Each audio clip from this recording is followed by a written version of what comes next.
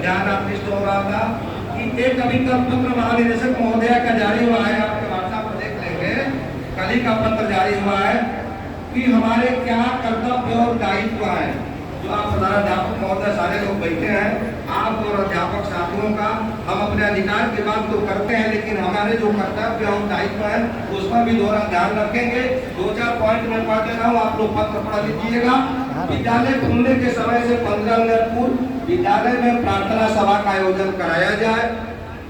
वर्ष 24-25 से निर्गत शैक्षणिक कैलेंडर में दिए गए निर्देशानुसार प्रतिदिन निर्धारित प्रार्थनाएं कराई जाए।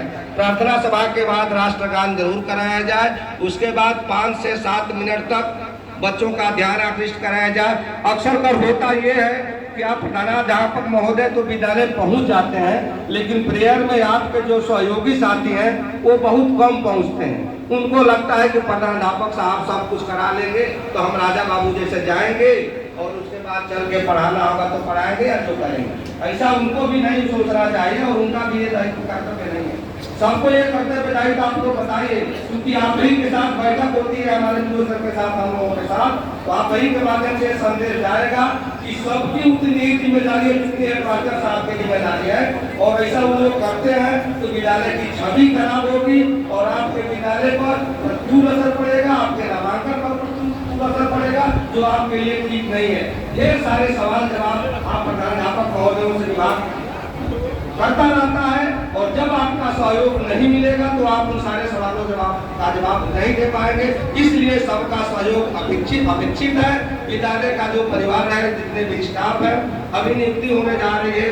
ढेर सारे हमारे साथी लोग जहाँ पर 2 शिक्षक हैं, वो रिक्तियां दिख रही है ग्रुप में, वहाँ एक शिक्षक आशा है कि मिल जाएंगे। उनके यहाँ 2 की जगह पर 3 शिक्षक हो जाएंगे, उनको और सहयोग मिलेगा। शिक्षा मित्र साथी और अन्वेषक साथी जो है उनका सहयोग मिल रहा है। तो ये गतिविधियां आपको जो आपके कर्तव्य और दायित्व है इस पर ध्यान रखेंगे और विद्यालय निर्धारित समय सारणी के अनुसार संचालित किए जाए। जैसा कि अभी 7:30 से 10 2 दिन था। अभी आपका जब जुलाई प्रथम आ जाएगा तो आप 7:30 बजे से 1:30 बजे तक विद्यालय संचालित करेंगे। उसके दौरान आपके आरपी साथी भी आपके क्षेत्र में आपके साथ जाएंगे विद्यालयों में सहयोग करने के लिए। अभी हमारे बीओ सर देख रहे हैं, लगातार जब से विद्यालय खुला है 7:30 बजे से आपका निरीक्षण चल रहा है। और जब आप नहीं मिलते हैं तो आपको ये लगता है कि अब मैं अपनी नौकरी कर रहा हूं और आप लोग अपना नौकरी बढ़िया से नहीं कर रहे हैं। प्रयास रहे कि आप 10-20 मिनट जो लेट हो जा रहे हैं वो लेट न हो, आप समय से रहेंगे, आपका कोई बात बाका नहीं करेगा। इसलिए आप इस बातों को ध्यान में रखेंगे और अपने स्टाफ में समझाने का प्रयास करेंगे कि सारे लोग इस बात को समझें। तो और जो कर्तव्य दायित्व मैं बताया उसको आप पढ़ लीजिए। पूरा लेटर आपके ग्रुप में पढ़ा है, हमें पढ़ करके बहुत उसको बताने की आवश्यकता नहीं है। एक चीज जरूर कहूँगा कि सारे कार्यक्रम मैं बार-बार कहता हूँ, समय निकाल के 5 मिनट 10 मिनट सुबह, 5-10 मिनट शाम को अपना व्हाट्सएप पढ़ लीजिए। मैंने अपने एक आरपी साथी को फोन किया, उन्होंने कहा कि मुझे याद नहीं था कि आज यही बैठक है।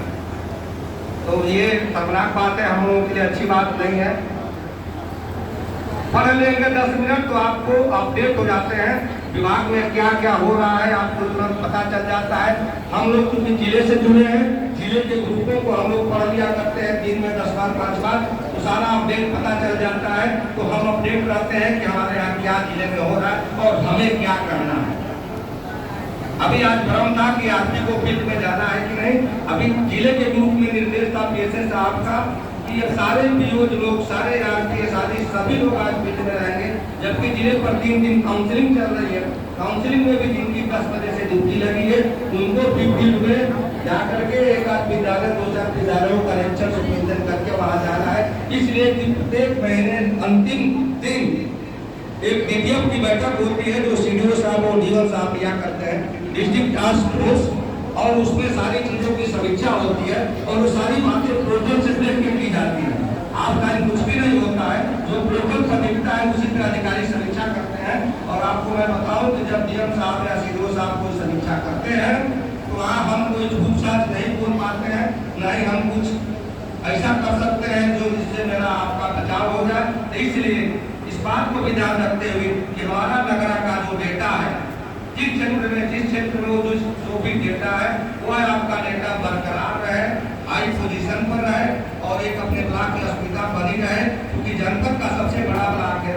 सबसे ज्यादा शिक्षक साथी मेरे यहाँ काम करते हैं, सबसे ज्यादा नामांकन हमारे ब्लॉक में हुआ करता है।